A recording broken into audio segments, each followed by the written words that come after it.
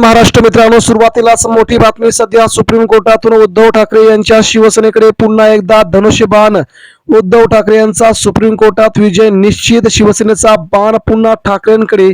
पक्ष चिन्ह ठाकरेंच्या हातात. नेमकं काय घडलंय मित्रांनो, सविस्तर जाणून घेऊया. महत्वाची अपडेट. महाराष्ट्राच्या राजकारणात पुन्हा ठाकरे यशस्वी, तर शिवसैनिकांचा जल्लोष अगदी मोठ्या पथ्यावरती. मित्रांनो, बघूया महत्वाची अपडेट नेमकी काय आहे ती. भारतीय राजकारणातील सर्वात नाट्यमय संघर्ष आता निर्णायक टप्प्यावरती येऊन पोहोचलेला आहे. महाराष्ट्रातील शिवसेना या ऐतिहासिक पक्षावरती चाललेला मालकी हक्काचा संघर्ष शेवटच्या टप्प्यात आलाय आणि अखेर सर्वोच्च न्यायालयाचा आता सर्व दृष्टी उद्धव ठाकरे विरुद्ध एकनाथ शिंदे या प्रकरणाकडे लागल्या आहेत. ताज्या घडामोडीनुसार कायदेशीर तज्ज्ञांच्या मते उद्धव ठाकरे यांचा विजय निश्चित मानला जातोय आणि पुन्हा एकदा शिवसेनेचा पारंपरिक धनुष्यबाण चिन्ह ठाकरेंच्या हाती आता येतोय. जून 2022 मध्ये महाराष्ट्राच्या राजकारणामध्ये भूकंप घडवणारी घटना घडली. तत्कालीन मुख्यमंत्री उद्धव ठाकरे यांच्या शिवसेनेतील वरिष्ठ नेत्यांनी एकनाथ शिंदेसोबत बंड पुकारत पक्षातील बहुतांश आमदारांना आपल्या गटात घेतले होते.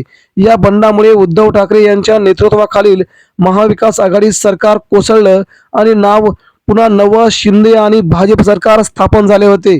या घटनेने केवळ महाराष्ट्र नव्हे तर संपूर्ण देशातील राजकीय परिस्थितीत वादळ उठलं होतं. शिवसेना ही केवळ एक राजकीय पार्टी नव्हे तर मराठी अस्मिता आणि बाळासाहेब ठाकरे यांच्या विचारसरणीचे प्रतीक मानले जाते.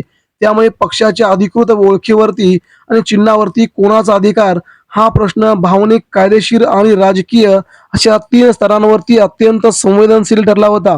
2023 मध्ये निवडणूक आयोगाने एकनाथ शिंदे गटाला अधिकृत शिवसेना म्हणून मान्यता देत धनुष्यबाण चिन्ह देखील त्यांच्या ताब्यात दिलं.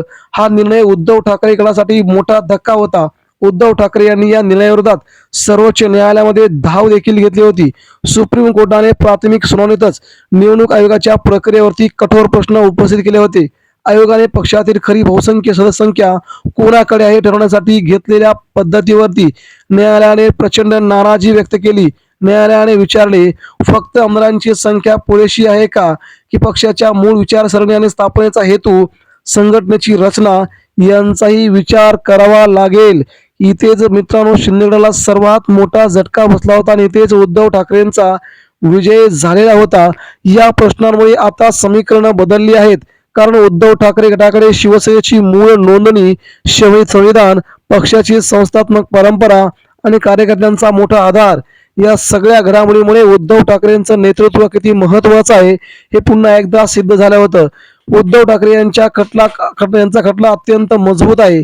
वरिष्ठ वकील कपिल सिब्बल, अभिषेक मनु सिंघवी, देवदत्त कामत यांनी ठाकरे गटाची बाजू जोरदारपणे मांडली आहे. त्यांनी स्पष्ट केले की पक्ष हे केवळ आमदारांचे संघटन नसते. पक्षाचे मूळ उद्दिष्ट, विचारसरणी आणि नेतृत्वाची परंपरा हाच पक्षाचा आत्मा असतो. त्याचबरोबर बाळासाहेब ठाकरे यांनी स्थापन केलेल्या मूळ शिवसेनेचं संविधान उद्धव ठाकरे यांच्या ताब्यात आहे. या संविधानानुसार पक्षप्रमुख हा सर्वोच्च निर्णय घेणारा पदाधिकारी असतो.